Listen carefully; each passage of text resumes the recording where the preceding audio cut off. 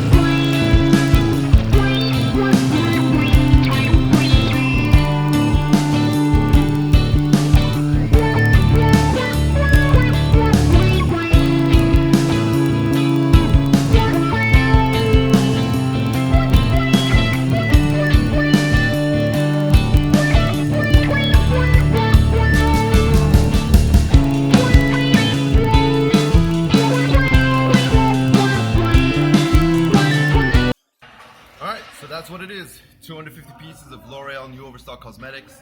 Make sure to check them out on our website. Just search products, cosmetics, they'll pop up right there. And they are partially manifested, which means it will give you an idea of the amounts of each category of the cosmetics you're gonna get. Check them out. As usual, subscribe wherever it pops up on the screen. I'm gonna put it here this time.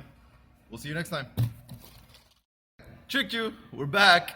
We've just laid it out for you a little bit more to see the categories you can expect to find in each case. So now you've got the lipsticks, the foundations, the eyeliners, and so forth spread out across the table. Check it out for yourself.